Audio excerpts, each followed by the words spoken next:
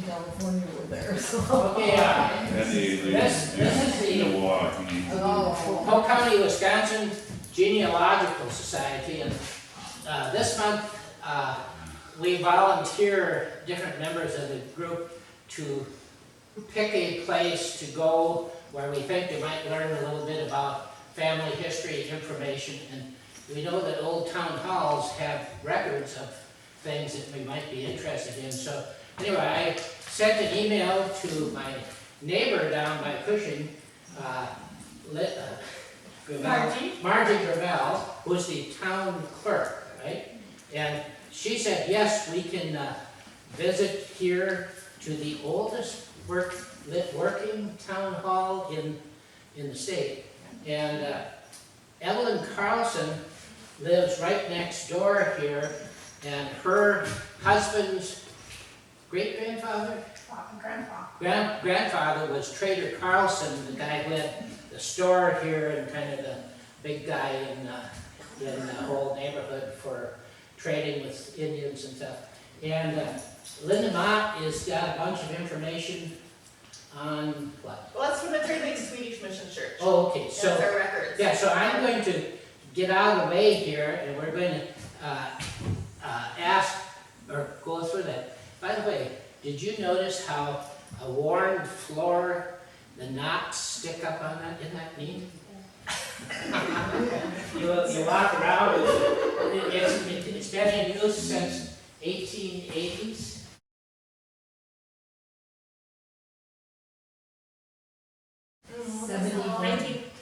Well, the town started in started in the 70s, but I think they built this at 70s. They built this right after our house was built, and I didn't make a copy of it, but I was down in River Falls in the archives looking for Carlson stuff, and I happened to come across how this was moved out from the fire to here, and that it was built by a guy from Wood Lake over that way, and I can't remember the price, so I don't have that stuff with me, but they were supposed to have a meeting, their first meeting that January, so that would have been like 1900 or. I think it was like 18, in the township website, it says something like, the town started in the 1870s, but the building dates from the 1880s, I think. I think we got a sign right outside Oh, here. you got a sign I outside? think we, I'm up here done, but I see it, but I'm pretty sure there's. I looked at the book for so long, I can't remember. Well, we get, Oh, Jackson. our minds get old with the rest of them. I think it was 1899 that he built it within a short period of time in the fall. It says built in 1890, 1890. so that gives us 132, 3 years probably. And I'm so thankful that the board decided to just redo this inside of this instead of just tearing it down and building a brand new building. Yeah. What a wonderful decision. Mm-hmm. Beautiful in here. You record that probably. No, I think there was before you. Yeah. They just talked about, at the last meeting, about, they're gonna redo the floor to help preserve it more, so. Yeah. Protection. Oh, Yeah. again? Or did they do it? Oh, They did it, but then, now it's starting to wear, so they want better protection on it. Sure. But I'm hoping they don't get rid of the. Yeah, you don't want them to sand it off, no. Yeah, because that was the rule the first time, don't get rid of the knots. Right, So I just don't to know, read, yeah, I just, will try to make sure I remember to mention that to remember. okay, but that's, it. Whether or not it was in the minutes, I don't know, and if they even got those. But, I know I was at that meeting and they wanted those knots, you know, Yeah, to that's- smooth them a little bit so they weren't so, abrupt, but they wanted to see the Able to still original, see it. yeah. just part of the building. Because it is part of the building. So if you notice, the light fixtures, see it's a nice wood ceiling too, but the fans in that look like they're pretty old, don't they? And why it feels cooler in here is these really high ceilings in the old buildings were pretty good for summer. Yeah. So we'll let you guys tell us, and then you guys have to ask questions if you have any, right? all right? There you go with Well, I don't have, Margie has the stuff from the town hall here, the records. We have, I don't know, No. there's some stuff up here. People wanna look, She said they were, those books, Margie said the books on top, the very top of there were old tax books, I don't know. Yep. Yeah, and then she said, then the rest of the stuff was in the safe. Oh, yeah, it's full of, Yeah. I didn't pull any of it Well, I out. was in there, they didn't know because they didn't know what they all got rid of. Right. Oh, it's full. I mean, if they wanna look through. So do you wanna maybe put some stuff on the table? Just up take here? a couple People out. look at stuff? And I I said, don't know, that's- Yeah. Well, that's what I thought. Yeah. I probably put some of that stuff on the red table, and then they can. brochure out front, but Oh, this one looks like it's old minutes. Really? Cause this one says like affidavit of posting, so this must be the old minutes and this. I know there's some up there that have, right up in there, that have like, Is anybody around the area? recorded, Maxine, you are. they bought property. My what? You're from this area. Some of them, you know, that. Yeah, yes. for- we'll just set it. Yeah. Well, I have some old pictures of people I couldn't identify, but probably if nobody's from this area, nobody'd know. They're so old. You know, we haven't really prepared any, we just brought stuff up for you people to look at. Oh. We didn't, mine's from the mission church up here, and Robert Anderson is the one that put together lots of these records and stuff, and, him and Stan Celine did, and you helped too, didn't you, with stuff? I actually just publicized it. Oh, yeah, well, that's important too. So, why don't you tell them about the mission church? Do you know a little bit of how it got here and what it is? Well, I know that there's 5 mission churches. I gotta shut my phone off here. There's 5 mission churches built around the area. One of them was the Trade River Church at the beginning, and one up by Munkin Lake, I think, and Alpha Church, which is a covenant. Yeah, there's phones. And then there was one up on M, I believe, but this is the only one that, in Freya, but this is the only one that's still standing, and it came close to getting torn down in the 60s. So the people that had their family and neighbors buried, they got together and decided whether to tear it down and sell it to the farmer that wanted lumber or fix it. And one of the ladies, she said, I just slapped my $5 bill on the circle, and I said, we're fixing it, and everybody agreed, and so, thankfully. Was that Wilmette Jensen? Pardon me? Was that Wilmette Jensen? Yes, it was, you know, well, man. Oh, Oh, my graduation. Mark, this says remodeling of the building in 1959. oh, okay, we have to talk. So when you were talking about the high ceilings, this that I just pulled out says, Harrisburg Trade Lake Town Hall, 2/21/59, so I assume that's 1959. Remodeled of existing building. Main area is 22 by 40. The floor construction was shims at $1.50.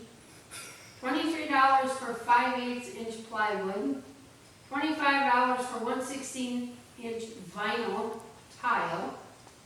And then below that, and just because he mentioned the ceiling, it says the ceiling was lowered.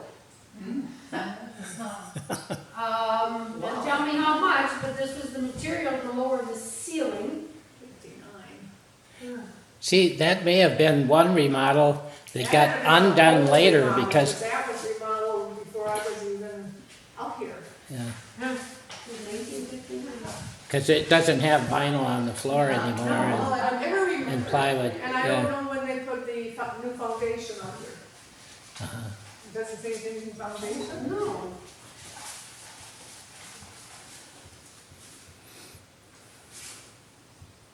$1959. This says new, so they must have did one and then redid it. Here's the concrete footing. Okay. And then that in 59 then. Yeah, concrete footing. $50.54 for material. Column footings. It's just funny when I pulled this up and I saw the part about the ceiling, because he had just mentioned it, and I thought Well, I wonder if they raised the ceiling, because they were higher than this. Well, it could be they lowered it and then undid the, Did a suspended ceiling and then yeah, tore and it then, out. yeah, and same thing with the floor.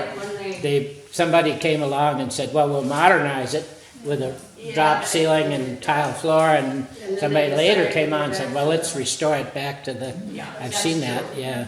Yeah. Well, anyway, the last one looks like it's pretty much original, doesn't it? Looks nice. So now, Evelyn, as I remember, Jack said that they were talking about not using the town hall, and then he said that the deed said then it would revert back to the Carlsons, right? Yep. So that Yeah, if they ever, moved the town hall, or if they decided that they weren't gonna use the house, as a town hall anymore, or any of the township stuff, that, John Carlson had said that it would revert back to the Carlsons. But I think this is gonna be here for, no. yeah, yeah. The Carlson, Well, if he you, donated the land, that's when they had the fire up at Four Corners Uh-huh. and burnt down. They had a meeting, where can we put a new one? And he, suggested that he would give them so much of the land, and, but there would be some rules and regulations. Yeah, that's how that got to be from here to here. yeah. For those of you who haven't read the book that Stan Celine and I put together, we got 2 books on the history of the Trade River Valley, which allowed us to trade lake. There's a picture here, and there's several buildings, including the town hall over here in the back, and probably the big house next door, the store that the Carlson store looks like, and there was a creamery. As you came into town, there's there's sort of a wooden building without a top. That was the creamery. And anyway, then if you go out here a little ways and take a hard right, you go up the hill, and that's where the mission church and the cemetery is. And the cemetery is still in use, right? Oh, yeah, we have several burials there a year. It's supposed to be incorporated in 1886, built a few years later. But I think it was like a burial ground before that, because I just found out a couple of years ago, reading through all this stuff, that's the guy that started the church, his mother was buried there in 1882. Well, Stan and Robert Anderson, right? Yeah, they had done a bunch of research, and they said that over here, we're near the Trade Lakes, a little bit, well, you have to drive up further around, but anyway, between the 2 lakes, there's Little Trade and Big Trade, and in Little Trade is this island they used to call Cemetery Island, and they had just said that was the Indian burial place, and then it was the first burial place for people that lived around here, but somebody had died and they didn't want to bury him there, so a new burial place was down at the Union Cemetery, south of, just north of Atlas, and then this other one must have been the I wonder alternative. who owned it, or how, if it was just private property. I'm finding old burials like 1870s, it's called Trade Lake Burial Grounds. And I don't know what that means. I don't know. Yeah. I don't know if the town had made this a little town cemetery. Robert had gone through, and Stan had gone through a bunch of records and obituaries and whatever they could find, and they estimated there was about 30 of the settlers buried on the island. And You know, I have good information on that here too. As I'm going through stuff, I'll write down another name, because there's quite a few white people buried there. and Well, the he first said one was a that, little girl, wasn't it? I think it was an Indian burial well, it site was one first, time. yeah. And then I think the next one I was a think it little was, girl. I think it was, and then the next one was the first settler here, Alstrom. Yeah. And I know And John that was House. Yeah. 1600. In that Swedish book that Carolyn Wedin and the other Yeah. people translated, it gives a real graphic description of the Yeah. funeral and going out to the island. Yeah, and how they used to, I mean, the Trade River looks so small and grown in now, but that was their transportation back then, and they would transport bodies, you know, on barges and stuff out to the island. I know John Carlson's first wife is buried on the island. Mhm. And her family was from over by Pine Lake over there. And he was a minister, but she was buried over there. Mhm. Actually, I think I have her death. See, now you were mentioning this was a mission church. Up here at Four Corners, it's just south of here, like on 48, what, a mile maybe or something. Anyway, that's where the churches were. There was a Methodist church, a Baptist church. Baptist church is still there. The Lutheran church is still there. And then there was a Methodist church, which later on they built in Atlas, but they closed that one. But the mission church is the central Swedish church in the area was Zion Lutheran up here. And if you look in their old records, which the Mormons have all copied and photographed, and they're on Ancestry.com.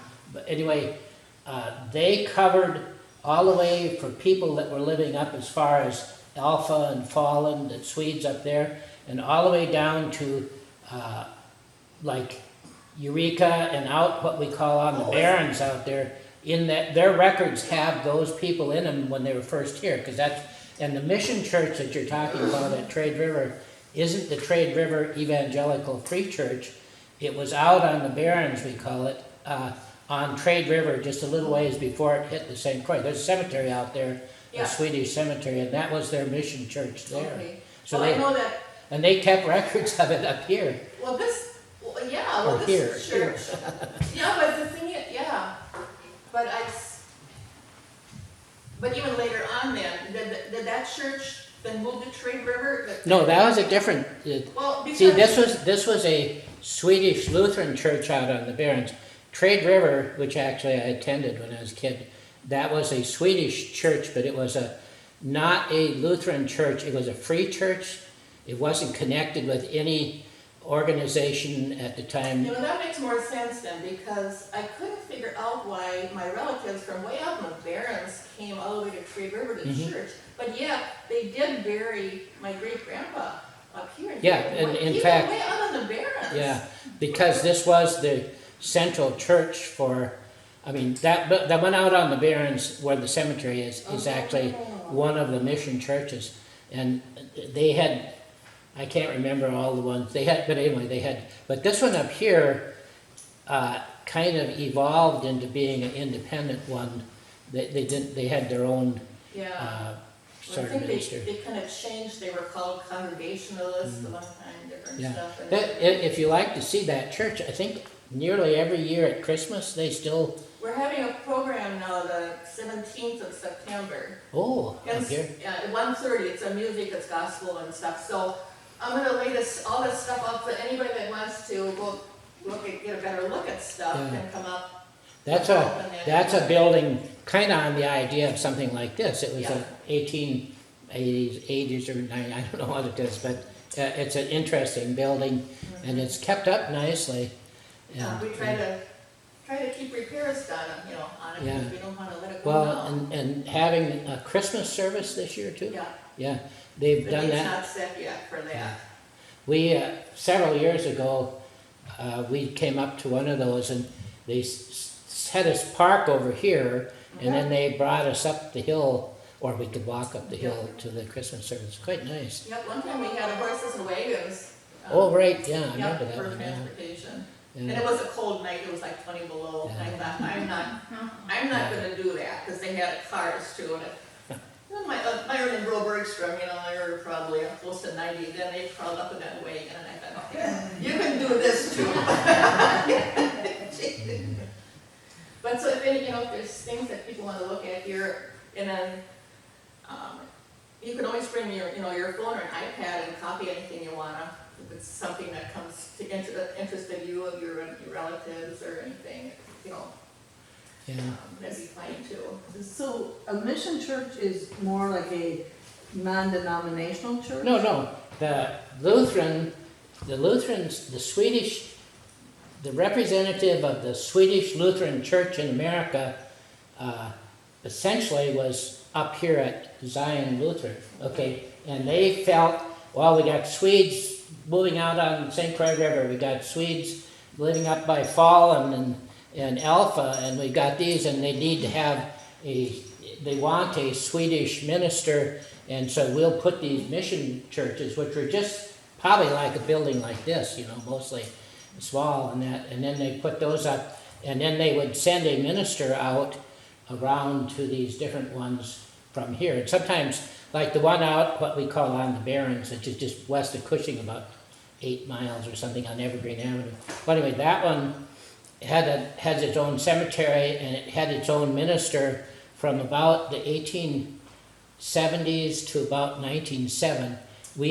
The copy of their records is held up at the Zion Lutheran up here, because that was the mother church to that one there. So, and they don't have them anymore, all of those records, because I went up and asked Clayton Jurgensen, who said, well, yeah, they've got a lot of records up here. But, you know, he said they had this horse barn out there, and some of the people said, well, these records aren't too valuable, we'll stick them out in the horse barn and get them out of the way. Then the roof leaked, and they looked at them and said, yeah, we'll toss them. And it turns out that before that happened, in around 1960, the Mormon church people came through and photographed everything they had up there. And finally, a couple years ago, they put it on Ancestry.com, so you can actually search the church out on the Barrens, search the one up here, everything. See, several years ago now, we had Archive Digital came around to the churches and copied, and so they copied ours up here too. So everything we have, I do have on a thumb drive. So it, you know, that would be useful to if people are looking up. But they went to all the area churches. And see, and the thing is sometimes that's redundant, but that's all right too, because even though the Mormons caught it before they threw away some stuff, there's still a lot of it there. But the stuff I had been looking for, one book was there, but the minutes were gone, and of course it's all in Swedish, but that one, it was already copied. And a lot of times you find information, you know, just looking through somebody's family history, or just looking through things that if you find out that aren't even in any records, you know, it's just somebody telling it, or like I've got this stuff to read yet. Then I forget what I read yesterday. Trade Lake here and Four Corners is really the beginning place where the Swedes came to Wisconsin up in this area. This area right here, and then they spread out. So Atlas, it was quite a bit Swedish, although some others, but as the central place where they started was right here. And some of in Stanley Celine, we put together 2 books of his. He's a guy who passed away a few years ago, but he grew up in this area, and when he retired, he said, well, I was looking for something to do, so I had a 35mm camera, and I got a copy stand for it, so I could take pictures of people's pictures. And he said, then I went and talked to all the families around here who would let me copy their pictures, and he said I copied 3,000 different photographs of family history, which they usually put some up in the thing. We have them all up on the wall now. Yeah, so. But I mean and his daughter has the original films and files and everything. I know. I had hoped that she would pass them on to the. Well, I know. I have. Stan gave me the index to all of them. You know, if I wanted more pictures, and I haven't contacted her, but. Yeah, Teresa or something like that. I think it's his granddaughter. Yeah, granddaughter. Yeah, that's right, granddaughter. Yeah. Yeah, and several times I did because. Yeah. But anyway, that was the source. So he did a newspaper column every other week. This one I called River Road Rambling. For about 2 or 3 years, he'd put in something about this area every other week. And what he did was he'd just take 3 or 4 of his photographs about something, and then he'd write about what they were. And so like the boat on the tour boat on the lake or something.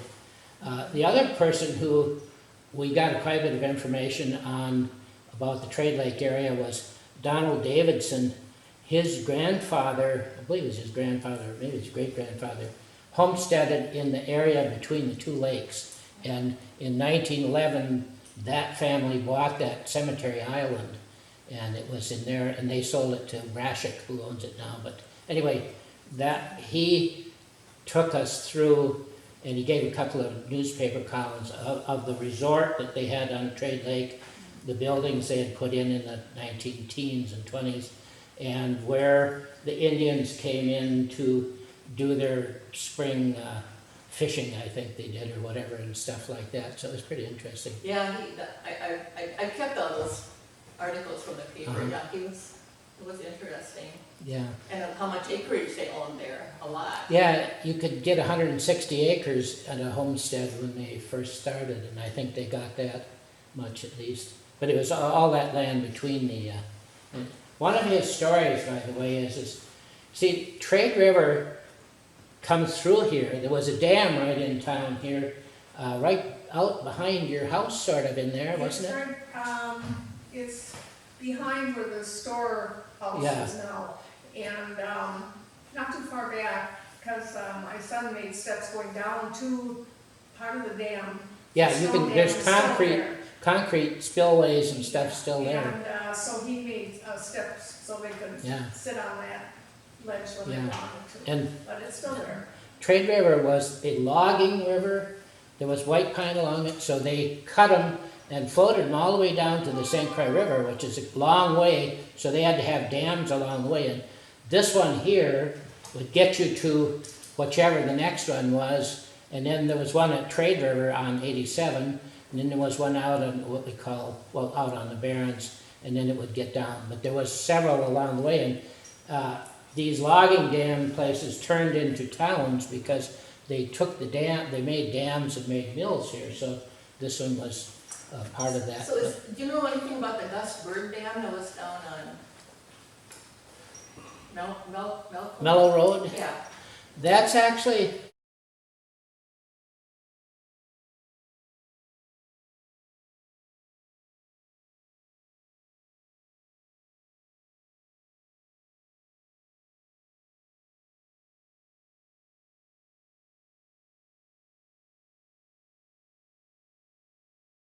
the mill dam is, what, at one time?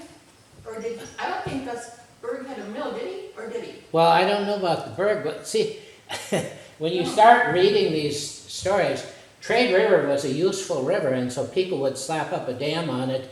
And even if you go from Luck to Atlas, there's a out of Luck, out of Butternut Lake, there's something called Butternut Creek, which joins Trade River, sort of near Atlas there. Well, supposedly there were, over the years, there were 4 different dams on that creek coming in, as farmers used them for something or other, mills or sawmills or something. And so a dam was a little more informal, because these aren't real big streams or anything, but, Yeah, well, and heard I about can the say dam.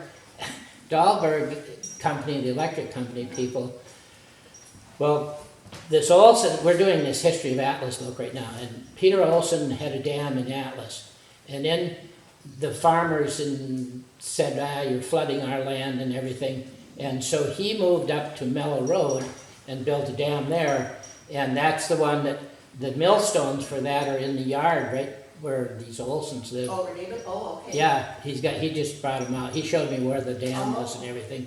But I don't know about the Berg one. There was a couple other dams in that area too.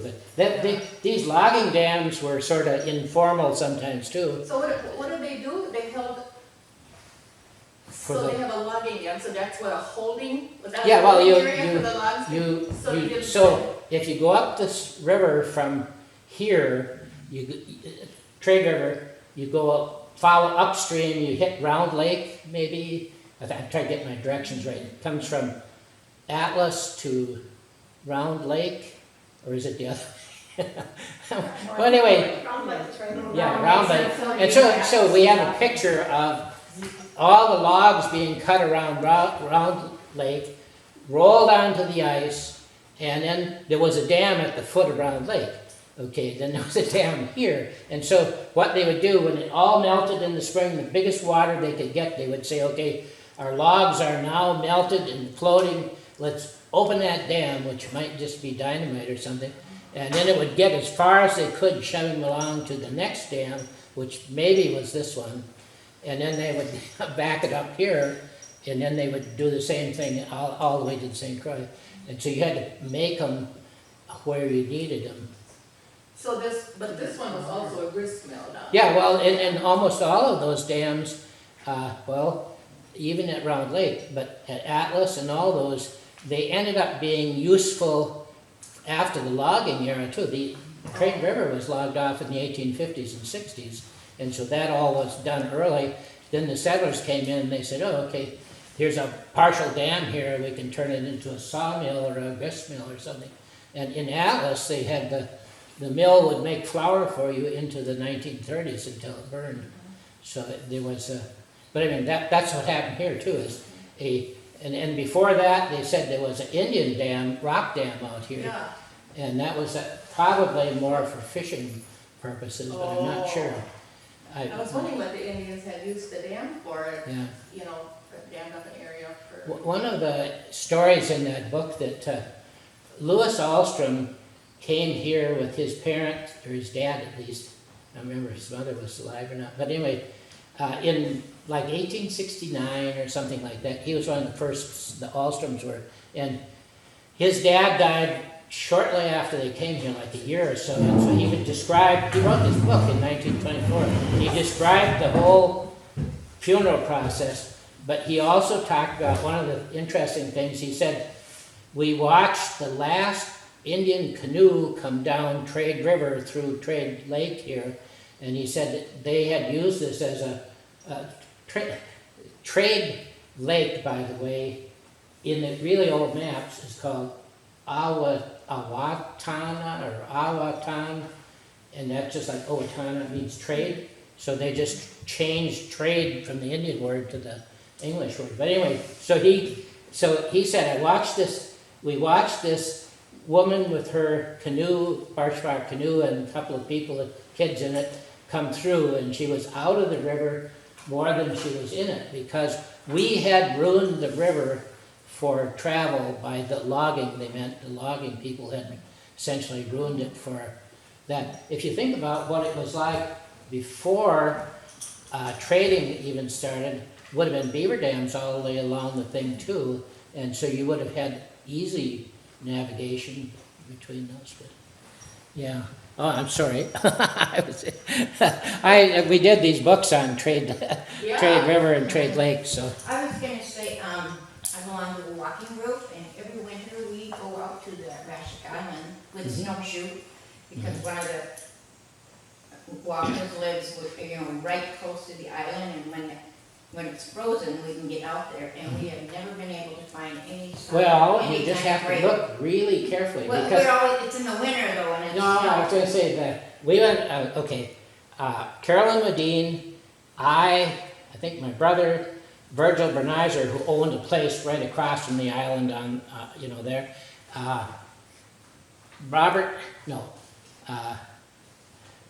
Stan Celine, and maybe Robert Anderson, or maybe not, I can't remember. We all took a, October boat ride, took our boats over to the island, and Don Davidson, because Don said, well, when my parents or grandparents bought this island, they turned it into a sheep pasture. Yeah. So they would haul the sheep over, and we had a picture of that too, Yeah.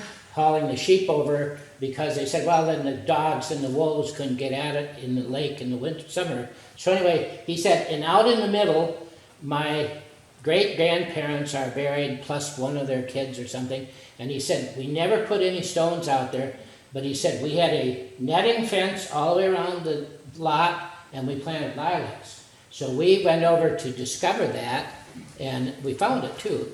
Down in the grass was the remains of a netting wire fence. There were a few spindly lilacs growing up in the dark, in the heavy shade in there. And then we started looking around, and you'd see ridges that would go along. They were sort of like small well, and you could see the dips in them, and that's what you look for in an old cemetery, because they didn't put stones, or they maybe put wood ones, so you can actually see. So then, being Walter Rashek had really discouraged the old Walter Rashek, anybody saying that was a cemetery, because he wanted to have it open for do whatever he wanted to do with it. They had in the 1990s, they had a guy from the University of Wisconsin Historical Society come up, and now I'm going to tell tales here, but Don Davidson said, well, I knew perfectly well it was cemetery graves, but Rashek said, well, I want to develop that, so don't tell anybody, and he sort of threatened them, if you tell somebody, you're going to get in trouble. and they were a little nervous. So anyway, they didn't mark it that time. So when we went out, Stan had his GPS thing, and so we marked exactly where, as best you can with a GPS, where the Davidsons were, where others were, and then we registered it with the Wisconsin Historical Society, which sort of adds a complication to anybody that wants to do something to a place, because it's a cemetery and you can't just do stuff on But it. can you, And I think the Rasheks still own it. But can you still go on the island? yeah, it's privately owned though. I know. Walter Rashek I mean, Jr. or Double Jr. or something like that owns it, I think. Why isn't the state taking it over? Well, it was a state land, but they sold it in 1911.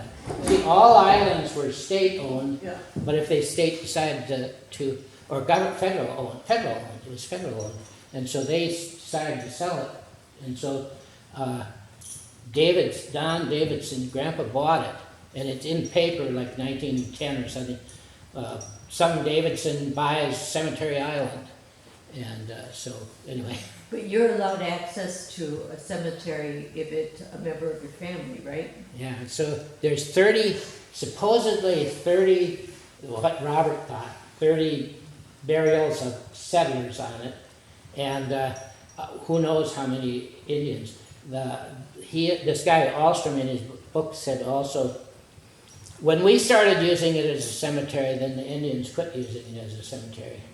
And so, and then he talked about the Indians would leave little gifts on the shelters they made for their tobacco graves. a lot of times. Yeah, and then some of the kids from the area, they said. yeah, they didn't, yeah, and so, yeah, so so it was kind of a thing, but anyway, this area, in this book that we're doing on the history of Atlas, essentially we're using the history of the settlement of this area by the Swedes, which was Trade Lake, and Atlas was just a spillover as they spread out from the area here, so. How many buildings were at the Four Corners, and how big was the fire? What did it take? I don't know. Did everything burn from a fire up there? Well, there was a town hall, I think somebody said. Yeah. Yeah, I don't know if there was 3 churches up there, several homes. Where was the Methodist church?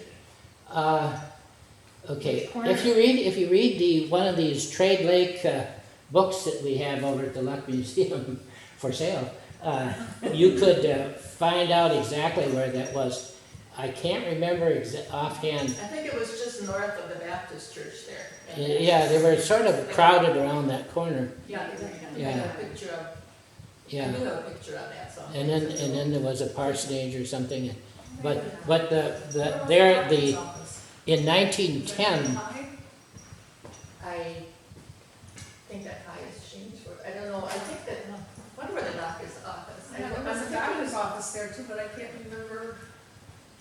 Oh, it's that one down here too at one time. Yeah, Yeah. oh yeah, that was Dentist right and- next to the house there. And a drugstore and. There was a post office at one time down here, Yeah. and I think maybe there was a post office up at the top sometime. These post offices were typically, somebody had a store and they just put an extra like that over there in their store, a bunch of boxes in there for people's mail, and that would be a post office.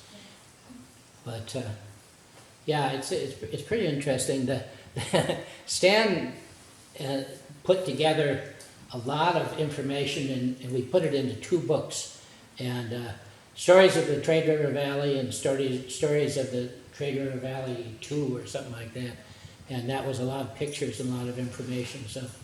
And now the book we're working on, which will overlap with that somewhat, is the history of Atlas, and the guy in Atlas, Swerkstrom, Buzz Swerkstrom, whose great-grandfather essentially started that town when he donated money for a creamery, or donated land for a creamery, got that started.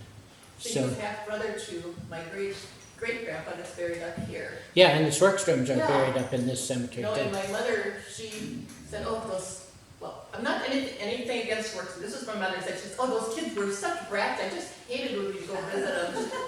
And my mother did the family genealogy going on the Bergstrom name, because she thought we were Bergstrom, and she finally found out we were Swerkstrom. Yeah, Bergstrom, yeah, one of the Swerkstroms named is Bergstrom. I think that's probably sort of based on the, how when somebody says, you say your name and you say Swerkstrom or something, somebody writes it down, Bergstrom in the record or something, but anyway, yeah, that's a, Well, yeah. he was actually born Swerkstrom, and then his dad died, and then when she married Bergstrom, well then, Yeah. he just took that name, and So you know what Swerkstrom means in Swedish? Strum is stream, or like river, like out here, and Swerk is work. So a working stream, which would be like one, a mill on it or something. okay. That's what Buzz tells me anyway. And anything that did you ever find out, is there any, we think the Hammerstroms are related To, to the Swerkstrom, Yavert?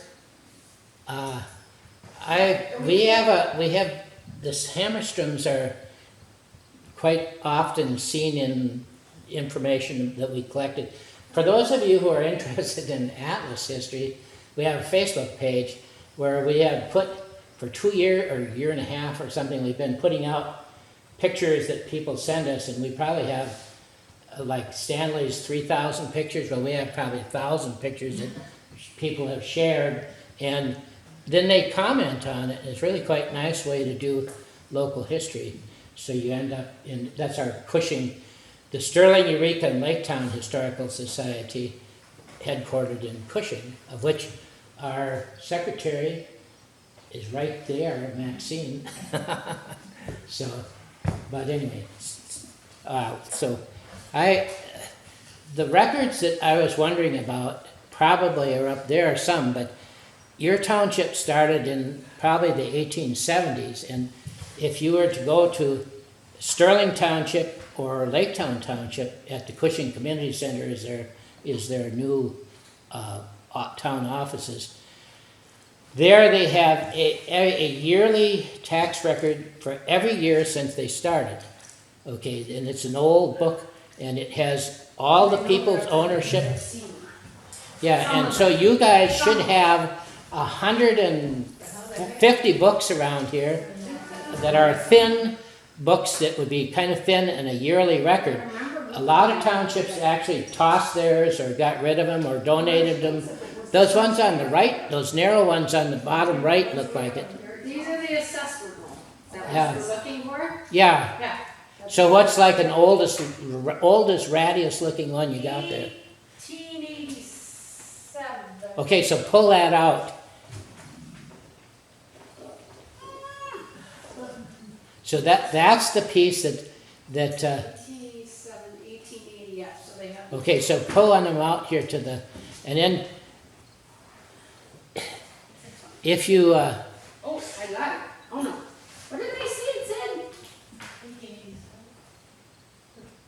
Oh, it's just wore off. On the front, it looks like 37, but it's just wore okay, off. so let's just take a look at it. Let's put it up here. It's 87. Okay, what is useful about these assessment rolls is, it says 1837, but it has Well, to it be, looks like it that's wore off. not right. So we would look in front if we had It's some wore off and the glasses number was here. wore off. And it says, okay, I, Charles Hanson, Trade Lake, signs in 1887. So in the front part is who owns what land, starting in section 1 in Laketown Township, then you gotta go over and look at the map to see where section 1 is. Section 2, 3, 4, 5, 6, 7, up to section 36 in a normal township. Then the more interesting part is the back part. So in back part, it's your personal property. So let's find if we can find Carlson, shall we? Okay, Carlson, what was his real name? John, John Carlson.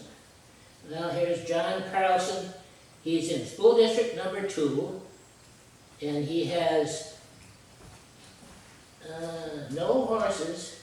We don't know if that's the same one, but 2 cows worth $25. No mules or asses, no sheep or lambs. 1 pig worth $5.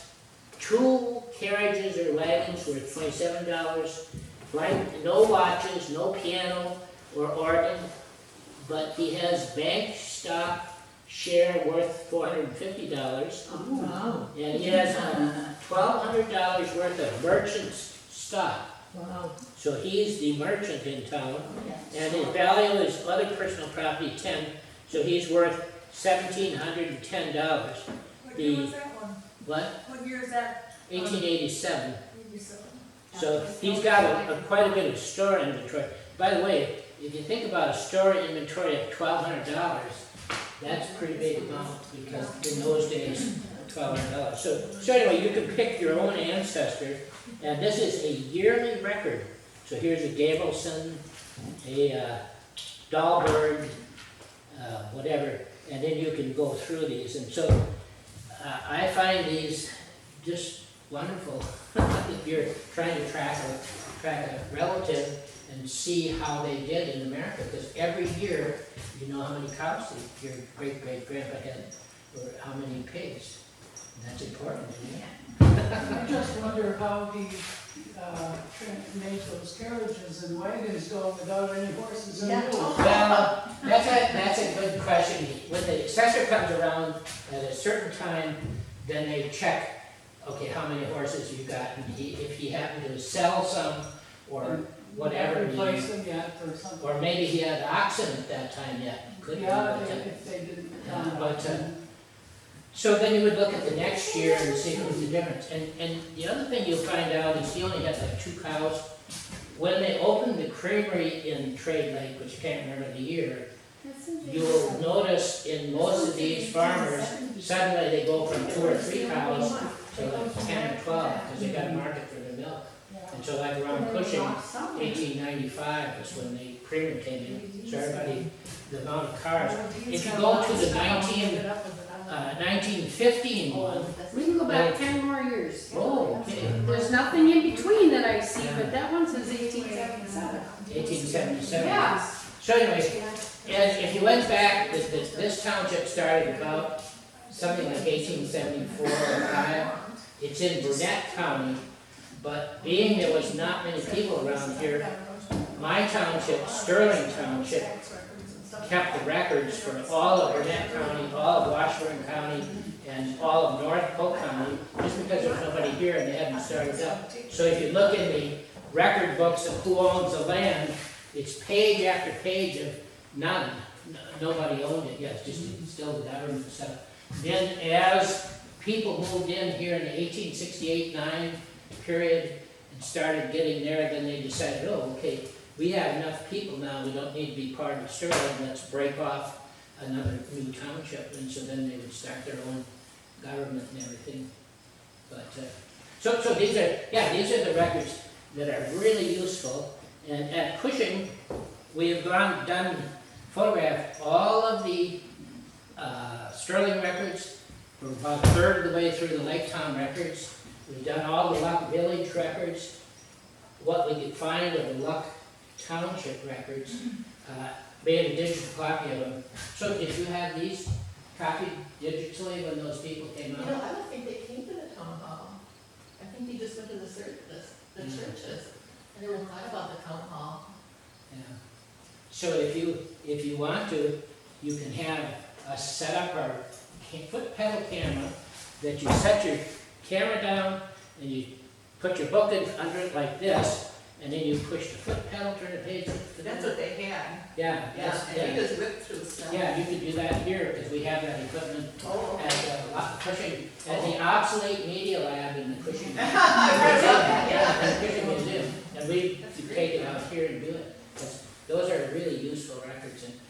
every once in a while, somebody will say, let's get rid of that old crap and throw it in the horse barn. So, yeah, the other part that's, for those of you who had families in the area, the township minutes, which you have books on too, tell about who was the township officers each year, who the votes, what motions they made, and also what people paid in taxes, well, what they did. They didn't pay money taxes a lot of times. They had a school tax, a road tax, a couple of different things like that. And so for the road tax, they might say 4 hours with a team of horses on some road working on the road. And that was what they paid their taxes that year. And so those are all in those township records. They're really quite fun to read. I started reading these in 1970. I had a job in the Sterling Fire Tower out on the Barrens out along St. Croix River. And I sat there all day long looking for smoke. And the whole summer of 70, I never saw any smoke. And I told the ranger at Grantsburg, the DNR guy, this is really too boring. And he said, you can't read because then you wouldn't be looking. And I said, how about if I compromise and I say, I read a page in a book and then I look around, because otherwise I just fall asleep. And he said, sure, if you always look around. So I would stop at the Sterling Town Hall, which in those days they didn't lock up, and pick up one of these old books, and then I would sit there and read through what it was, and then I'd draw a map of the township and make a plat book for 1863, who lived where in the town. They're amazed to see what that is. What is that?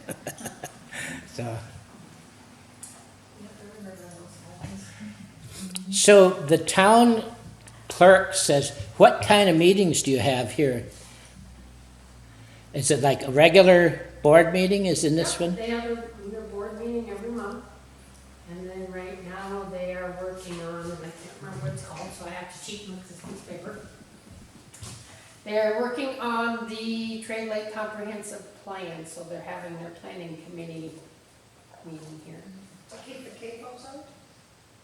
I don't know that the comprehensive plan has, I don't have to come to this, so I don't come, so I probably should if I don't know what's going on.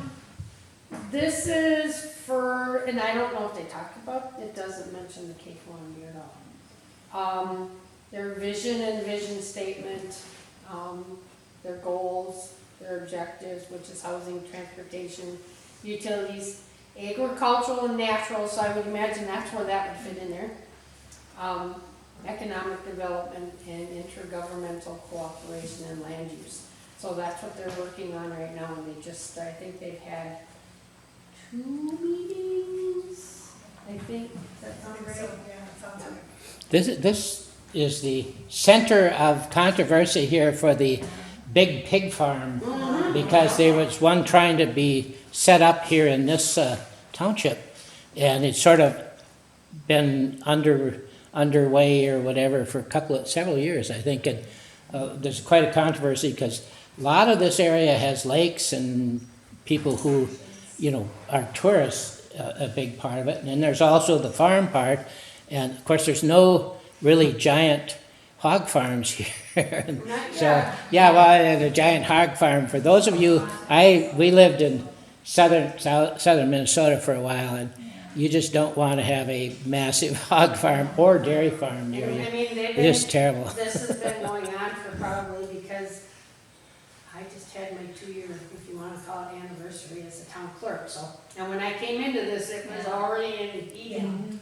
So what does it? It was on fire. It's probably been 2 or 3 years prior to that, Maybe a couple of years, maybe a couple of years. so it's probably been going on for 4 to 5 years. Oh, yeah, amazing. Yeah. So can you tell us who the town officers, like who Right are? now? Yeah, no, not to the people, but the roles. What kind of roles are there? There's like the town board. You have the town board. and Which they have is- a chairman, who is Ramon Mooney. You have 2 supervisors, which is Adam Lysick and Scott Dornick.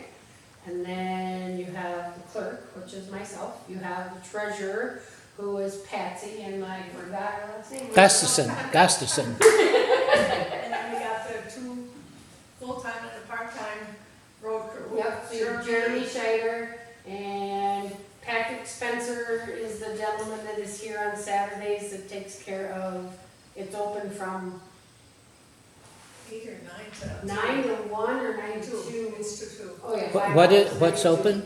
The So landfill? you can recycle Oh. and bring your garbage here, and I did not know this till a couple months ago because they said, well, is it only open to Trade Lake residents? And Ramona goes, nope. Anybody that wants to use it can use it. So you pay for, You pay to get rid of your garbage, yep, Just and the bring your garbage. recyclables. The recyclables are free, the garbage they're paid for by what kind of bag they use. Yep, whether it's a 13 gallon or And 30 gallon. the reason we left it as an open dump was because otherwise we would have to have the drivers have verification that they lived in Trade Lake. And they thought that would just be a big hassle and we'd find rubbish on the side of the roads again. And we thought as long as it's working so smoothly, let's keep it to So you don't have to be a Trade Lake. Correct. No, we get them from Red River, No, Adams. the township, you don't have to live in the township. Nope, Nope. nope. so, what kind of, I mean, it's like you just pay for, if you brought in a TV, what would that, is that They allowed? they don't don't take that. take They've got a electronics. list of what you can't Yeah. do computers and that kind of stuff. They've got a list of what can be brought over and what can't. And tires is a no-no, and Electronics. Has it been profitable for them though? as long as the township is paying the bill for the, waste and that, we're fine. A township, I believe, is not supposed to profit off of anything they do. But they're not losing money. Correct. But they're not losing, no. And when it starts getting where we're getting a lot of trash, then they have changed what size bag. And if somebody comes in with a trailer, that is a different price too, because every once in a while we get somebody who's moved in or whatever, and they've got a trailer full, and then they are charged accordingly, and there's no building material that can be over there. So what are the duties that the township does? I know they do roads. What else? And you said recycling and garbage. What other things? They're involved in taxes, right? Yep.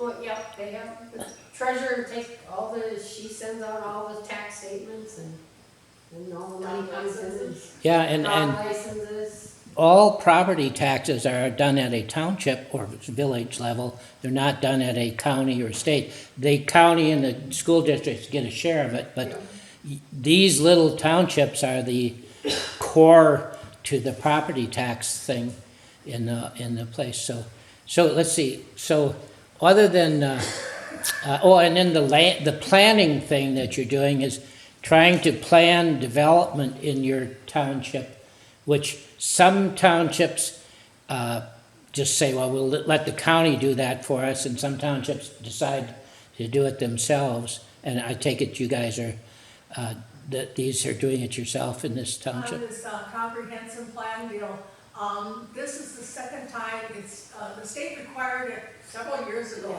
And they were supposed to update it so many times, within a year. And they weren't up to date on it, and so they had to say, we gotta get a new one going, we have to have a new committee or whatever. And so they finally were able to start having the meetings, because they were one person short, and they finally had a volunteer who kind of made it so that now they can have their meetings. And it's basically what the township wants their future to be, like in the next 10 years. Where they want to go and where they don't want to go. And it's kind of an assessment of what people want in the community. And then it's official that, okay, yeah, we're gonna, so much land can be on the lake shore, so much, agriculture cannot be moved or whatever. It's all those little things that nobody ever thinks of as a daily progress. But all that they go through, and then they get it in a paper form, and then they have to have a copy, and they also have to send one up to the state. Yeah, all. one of the complaints that people who have homes in the a township do is unless you're a resident here, you actually can't vote on or be involved in most of these things because you have to be a resident. So if your property, like in Wood River Township where my brother lives, the majority of the value in the property is on these lakes, you know, Wood Lake and Spirit Lake and whatever. But anyway, so the people who have a lot of land around Trade Lakes, most of those probably aren't residents full-time, so then they don't really have, I mean, they can come in and say what their preference is, but they can't vote on it. So now that, which brings us, what are these things over there for? Voting. So what kind of elections do townships administer? Well, the spring, the major, Everything, right? Yeah, and, yep, and it varies every year as to how many they actually have. yeah. Yeah, so you would vote for president here, or you might vote in a presidential primary, or for town officer, or county, or whatever level, state level. Yep. And Whatever voting is going on, so how does the town organize the voting here? and I forgot one. Me? No, when he was asking me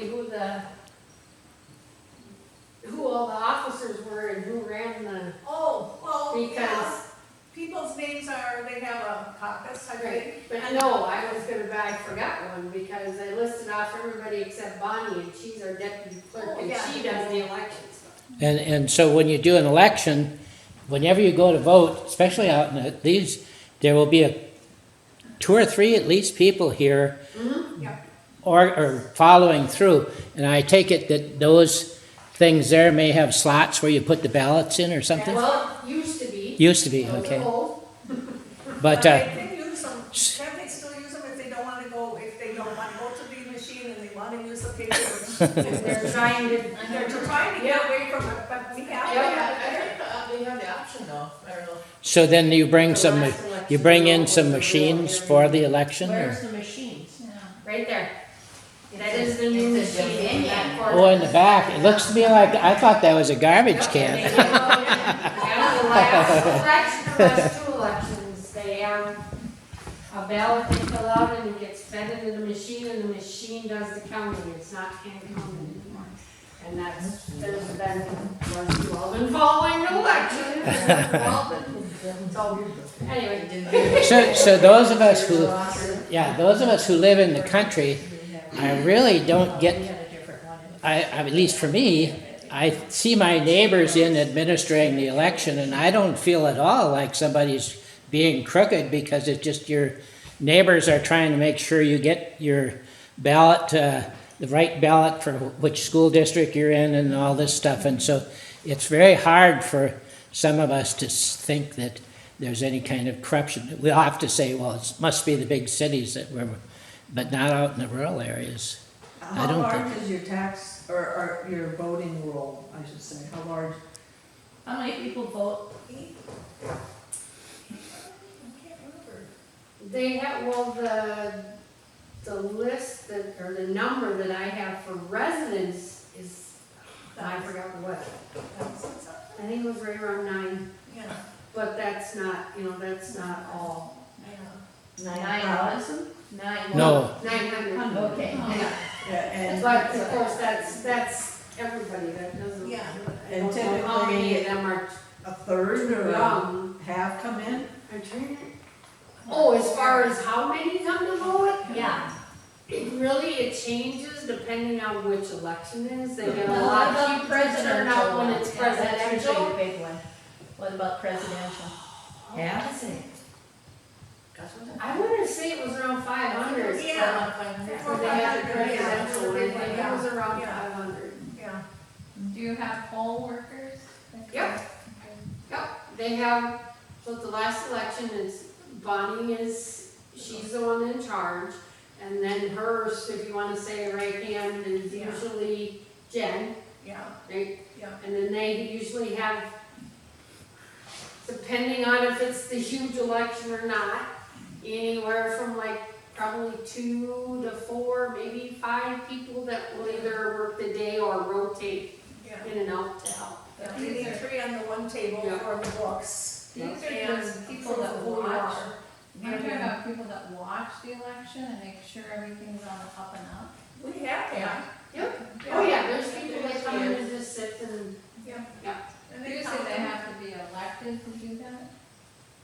They have to, it can't just come. well, off that's the one I'm saying, they have, anywhere from 2 to 5 people throughout the day that come and help. But Yeah. those They are have to paid, those are paid people. Yeah, Yep. they get But paid if for being, somebody wants to just Oh. come in and sit Yeah. to observe, they can do that, yeah. But the poll watchers have to be put up. and- well, in a small area, you'd have no idea if they're a poll watcher, if they're just visiting. But as people come in, If they're working the election, yeah, they've been not sworn in to work Yeah. for the election, yes. Yeah, I was gonna say this is the process. really interesting because this is the core of real democracy at the low level here. Schools are sort of like that, but schools have gotten so large that you don't really feel like you're part of it. But townships are still really, and you can come in, like I go into the Sterling Town meetings down there and I might say, boy, you guys did a nice job on the roads this winter or something, which they like. But, the roof is starting to leak on the community center. So then they actually listen. And the one thing that's, and I'm just bringing this up because of myself and this is what makes me think of it. So you have your board and they're all elected. Some townships, depending on how they chose to set it up, your clerk and your treasurer are also elected. And some, which means they have to live in that town or township. In the town of Trade Lake, the clerk and the treasurer are both appointed by the board, meaning they don't have to live in that township.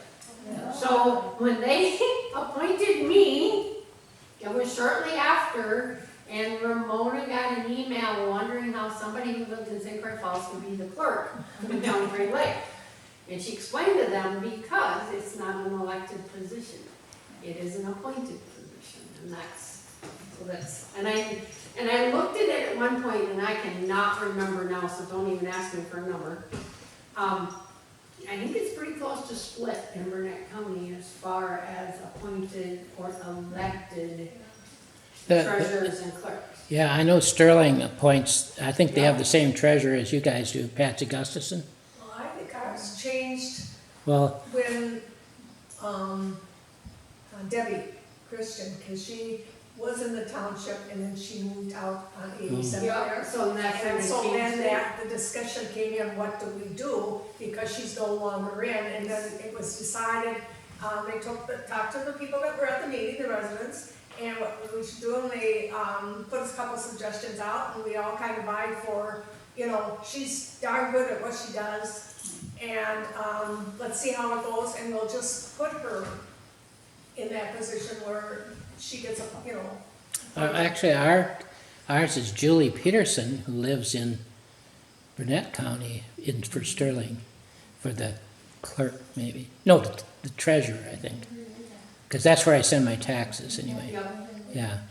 Yeah, townships, over the years, the state law tells what you can and can't do, and they've modified things as difficulties arrive. You can't find somebody who wants to run for a job like treasurer, well, you can't find any, so then you have to figure out what to do. And so by changing it, saying these aren't elected positions, they can be either or, then you can adjust to that stuff. But yeah, it's in the early days, the townships were really important compared to the counties. The township did the poor fund, did all the roads and bridges, did all the roads. County didn't have roads. They didn't start doing roads for county level for like first 100 years or so.